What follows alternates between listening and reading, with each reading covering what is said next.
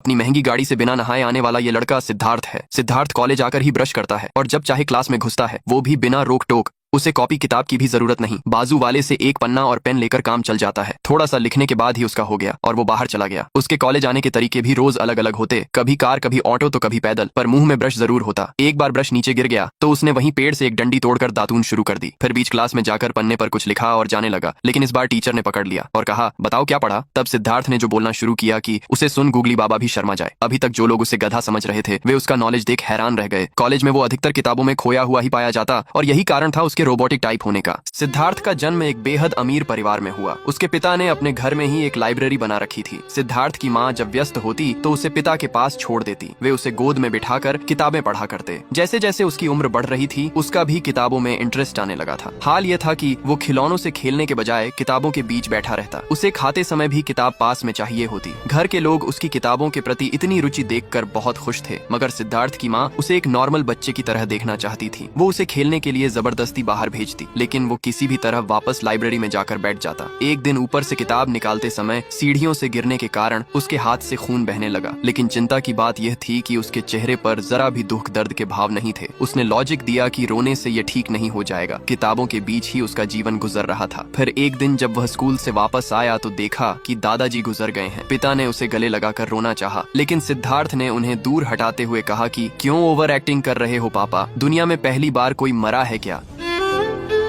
आज अचानक सिद्धार्थ ने किताब से ध्यान हटाते हुए खाने की फरमाइश की तो माँ ने खुश होकर कहा कि मैं अभी 2 मिनट में मैगी बनाकर लाती हूँ। माँ के जाते ही सिद्धार्थ का टाइमर शुरू हो गया। 2 मिनट पूरे हो गए पर मैगी नहीं आई, लेकिन भूख लगी थी तो कुछ तो खाना ही था। उसने अपने आस पास लगे पेड़ों को स्कैन करना शुरू कर दिया। उसे एक पेड़ मिला जिसे खाना सेफ रहेगा, और फिर क्या था, सिद्धार्थ ने पत्ती खाना चालू कर दिया। माँ मैगी बनाकर लाई तो देखा कि बेटा तो जुगाली कर रहा है। उसने कहा, बेटा ये बकरी के लिए छोड़ दे, तू मैगी खा। सिद्धार्थ ने लॉजिक दिया कि खाना पेट भरने के लिए खाया जाता है, स्वाद तो सिर्फ जीभ की तृप्ति के लिए है। सिद्धार्थ के साथ सिर्फ खाने की ही समस्या नहीं है। एक रात तो हद हो गई, सभी लोग उसे ढूंढ रहे थे, लेकिन वह मंदिर के आगे सड़क पर सोता हुआ पाया गया। पूछने पर बताया कि नींद आ रही थी तो सो गया। उसने कहा, अबे पप्पू, घर जाके भी तो सो सकता था। सिद्धार्थ ने लॉजिक दिया, जब नींद आए तभी सो जाओ कहीं भी। बेचारे माँ बाप तो उसे पैदा कर पछता रहे थे। वो घर में भी दिन भर लाइब्रेरी में बैठकर बुक्स पढ़ता रहता। फिर उन्होंने उसकी सारी किताबें छुपा दी और अमीर बाप ने उसके लिए एक कॉलेज ही खोल डाला ताकि वो बाहर की दुनिया में घुल मिल सके।